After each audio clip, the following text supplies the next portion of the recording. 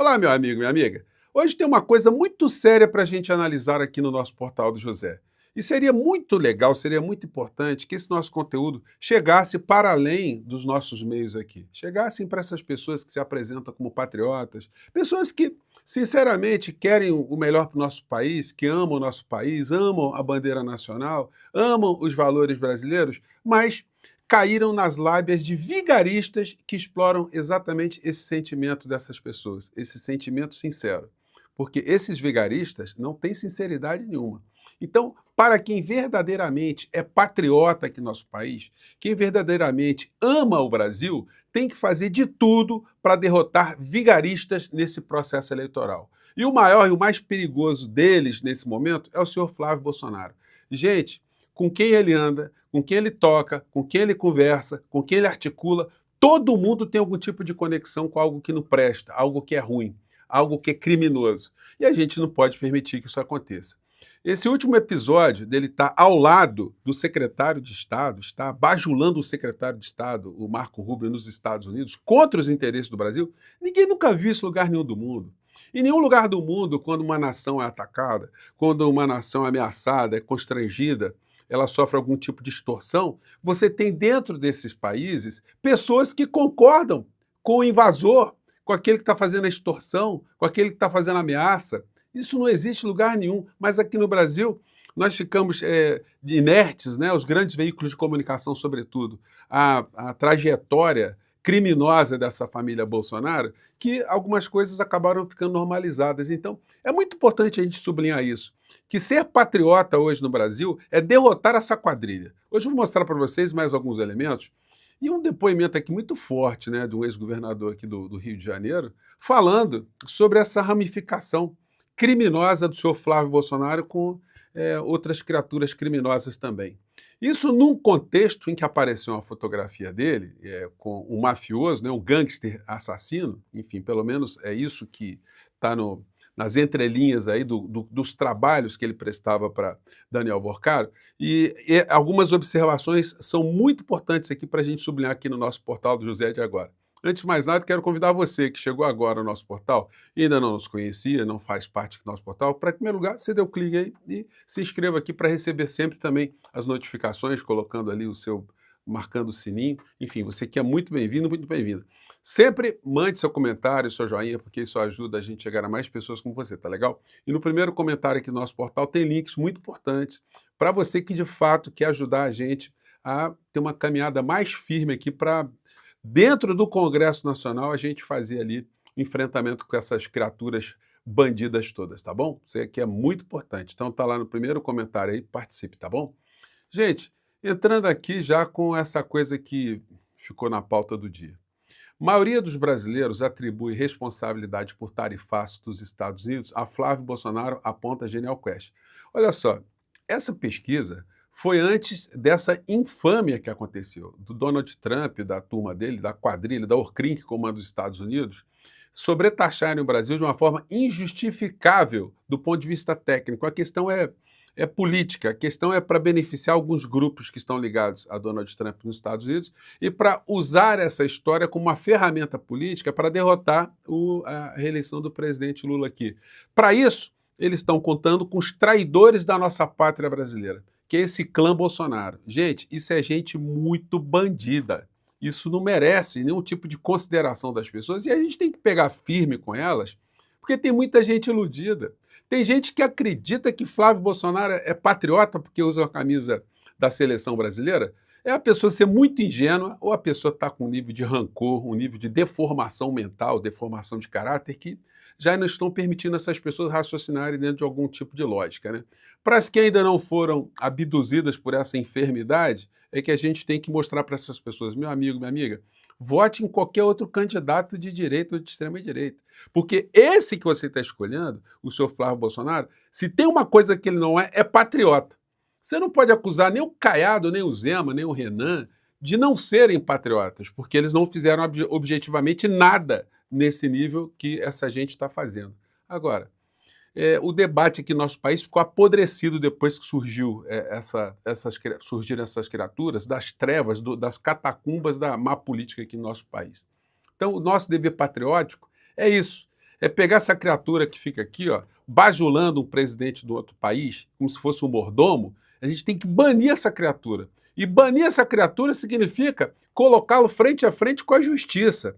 É uma instituição que ele está fugindo há muito tempo, cujos crimes foram apontados pelo Ministério Público do Estado do Rio de Janeiro, e ele nunca conseguiu rebater. E nunca conseguiu rebater porque ele não consegue rebater as verdades. Enfim, mas está aí se postulando, né? Mas sabemos, como eu disse para vocês, ele está com a estratégia de fuga aqui do nosso país. Podem notar, gente, a cada instante vai aparecer mais gente levantando coisas dessa criatura. Bom, Genial Quest, tarifaço reduz vontade de votar em Flávio, e maioria concorda com versões de Lula. Como eu disse para vocês, isso foi antes dessa patifaria da noite passada, do Trump taxar o Brasil injustificadamente. Agora, o governo brasileiro, o presidente Lula, as forças progressistas vão ter que também ajudar a desmascarar, e certamente vão fazer isso. Quem são esses traidores da pátria aqui no nosso país? Flávio sofre derrota com 7 milhões de menções a Tariflávio nas redes. Como eu tenho dito aqui, é o Salaflávio também, né?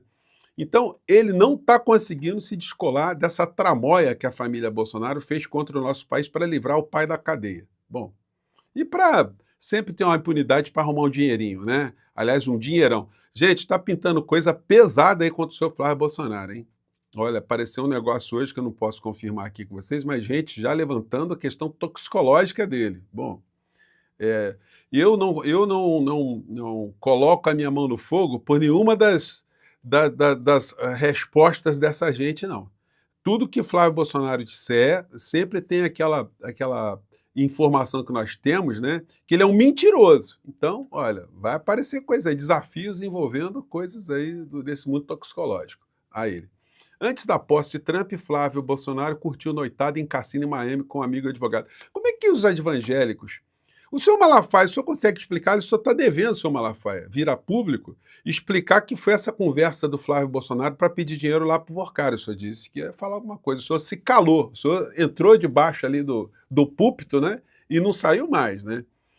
E aí tem essa história. Ele passou a noite toda num cassino. Ele levou a Bíblia, senhor Malafaia. Ele levou a esposa, levou os filhos, levou a família para curtir a noite no cassino de madrugada até 6 horas da manhã e depois acompanhou o amigão dele aqui para tirar 236 mil dólares.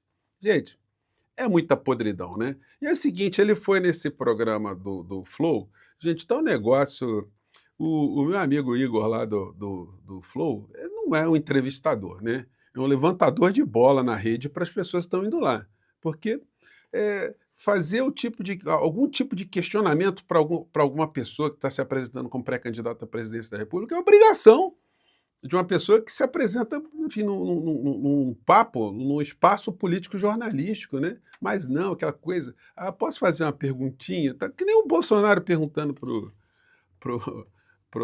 Alexandre de Moraes, né? O senhor quer ser meu vice? Não tem que ter delicadeza, não, tem que perguntar uma coisa séria, ué. Senão o programa fica imprestável, né? A única coisa que sobrou lá foi o seguinte, ele dizendo, que sobrou aqui o Flávio Bolsonaro dizendo, eu não tenho mais relação com a Michele. Pois bem, olha, vai perder mais, hein? Que a dona Michele está com mais prestígio do que o seu Flávio Bolsonaro.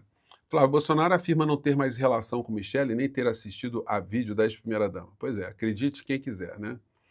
Tarifaço, Rubio ataca Lula de forma grosseira e arrogante em declarações inaceitáveis, diz Mauro Vieira. É porque o Mauro Vieira é um diplomata e estava lidando com alguém que é um gangster.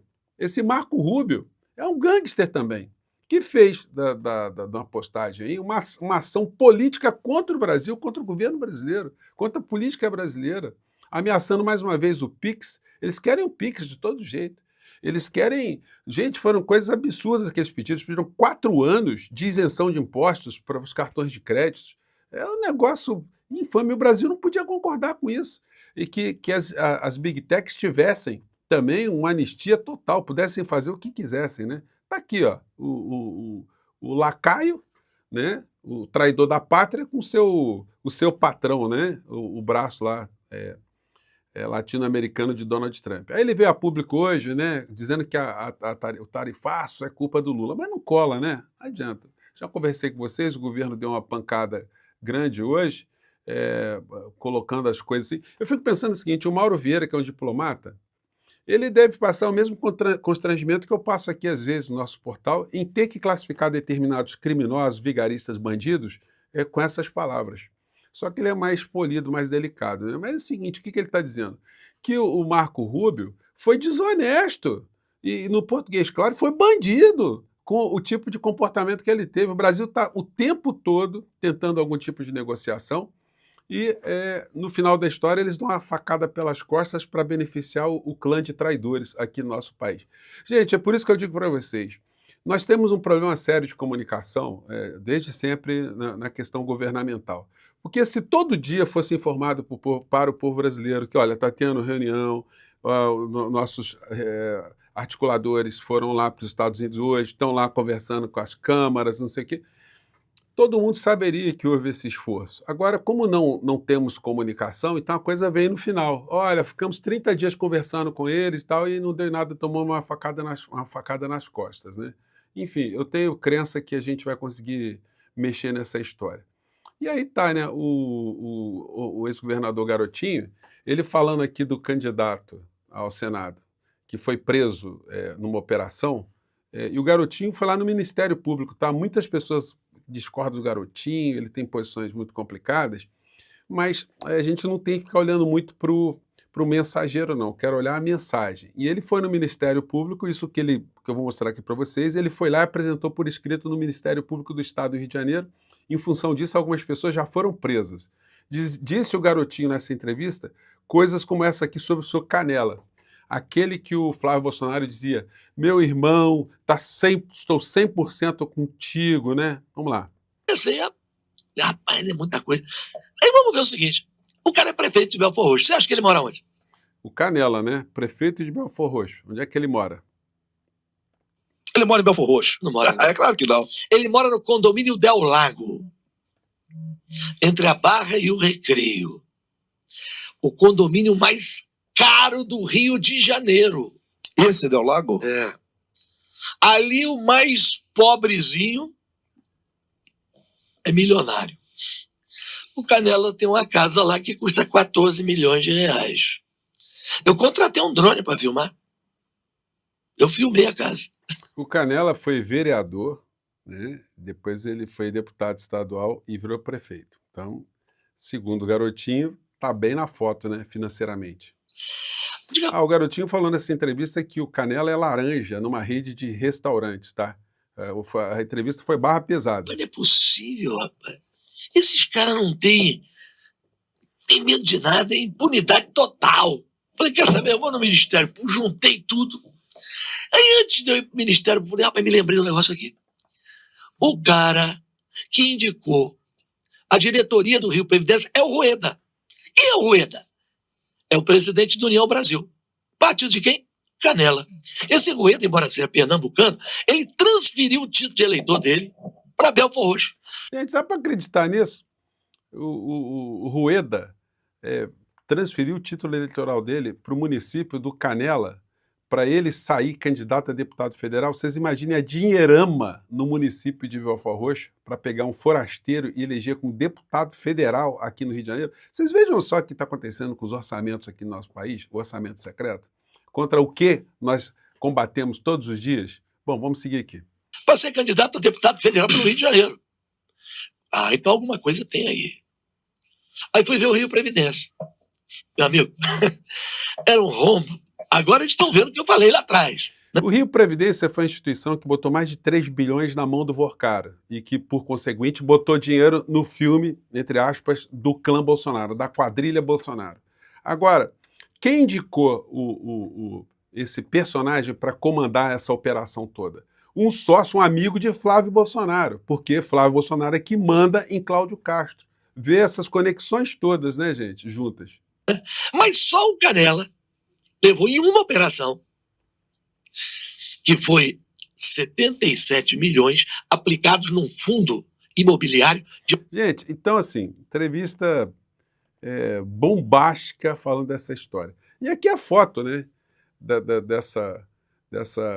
desse grupo de amigos.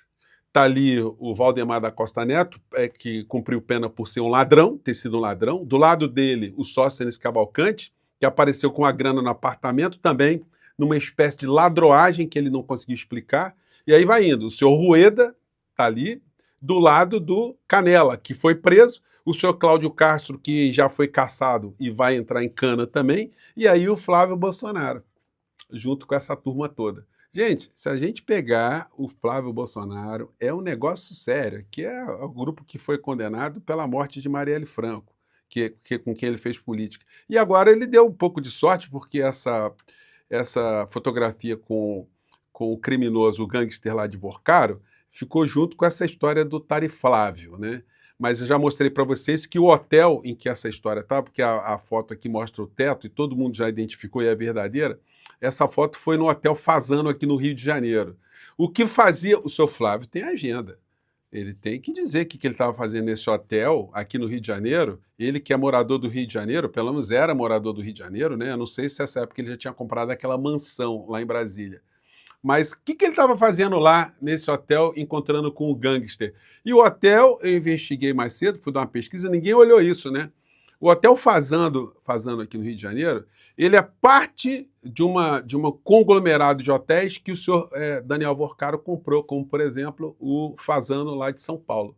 Então, que coincidência, hein? O Flávio Bolsonaro, ali de sunguinha, colarzinho de ouro, do lado de um gangster num hotel do Vorcaro. E depois o Vorcaro pega dinheiro com fundo de previdência e depois o Vorcaro dá dinheiro, uma dinheirama para a Orcrim bolsonarista, né? Então, gente, não dá para a gente pegar leve com essas criaturas, né? Bom, eu vou ficando por aqui, mais coisas vão aparecer e você que está ajudando a gente aqui, gente, muito obrigado, tá?